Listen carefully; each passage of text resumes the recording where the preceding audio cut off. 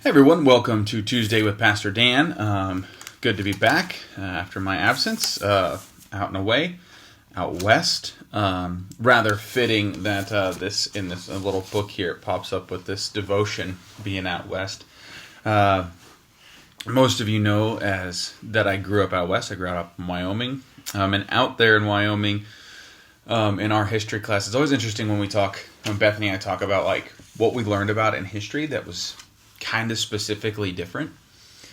Like she learned a ton about the War of 1812 because it happened right where she was. I mean, there was Hazard Bay and Don't Give Up the Ship and all that good stuff. Hazard Perry. So all of that happened right there under her nose, and we kind of call it the Forgotten War, and don't teach about it a whole lot. We didn't learn about it a ton.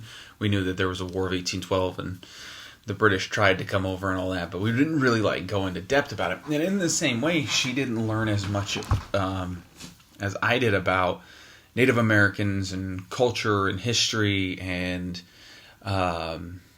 relations with the U.S. government or lack thereof, and Little Bighorn and Custer's Last Stand and Mountain Men. There was no need for it, essentially, out there in her general kind of elementary school history and even beyond. But we learned about mountain men, and I was always fascinated by mountain men, the likes of Kit Carson and Jim Bridger, who's my favorite, but that's for reasons because he was kind of around Rock Springs in the area I grew up in. Daniel Boone and these kind of pioneering people who sought to have relations with the Native Americans, to learn from them, to explore what they thought was the unknown, to be part of, as we're talking about God's creation, and to discover more about it, and to survive in some of the most difficult terrain and climates. And but the story today out of this devotion book is about Daniel Boone. And he'd go on Sundays. He would walk with his mother to their Quaker meeting house in Pennsylvania, and he'd carry an old English gun for protection from animals, etc.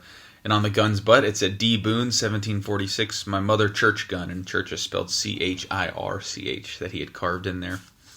He grew up on the frontier plains of Pennsylvania, and then would eventually move west through Kentucky and Tennessee and North Carolina and Virginia. Well, I guess Virginia's east, and so is North Carolina.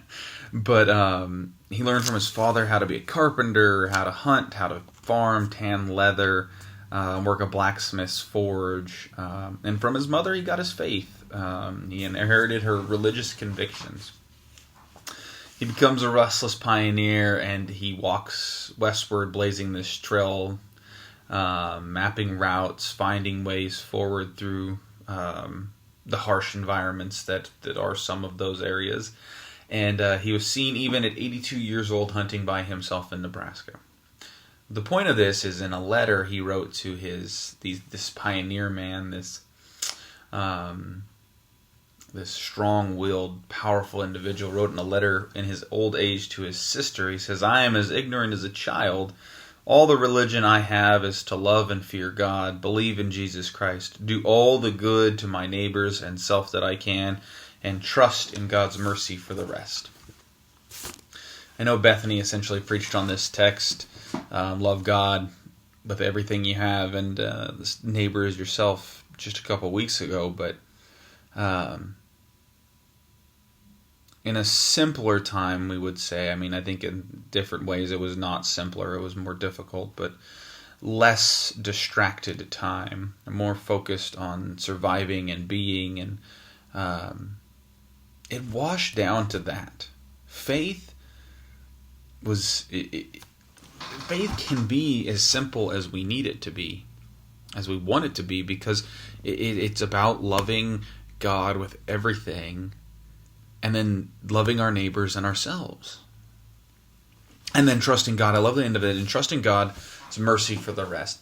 This man who was deeply rooted in the struggles of discovery and exploration and survival.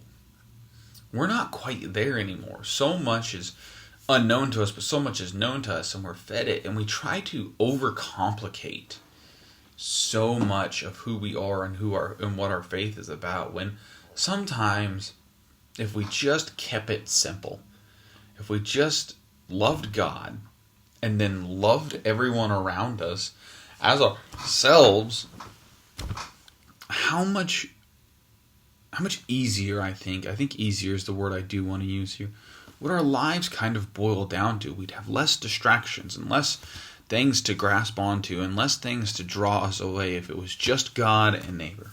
If it was just loving God and taking care of others and ourselves, how much different would our world look? But we get so distracted by things and shiny things anymore.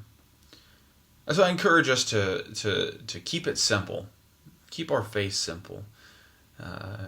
As pioneers, as people who move forward, we can keep our faith simple in that to love God and to love neighbor and self, and then trust God's mercy for the rest.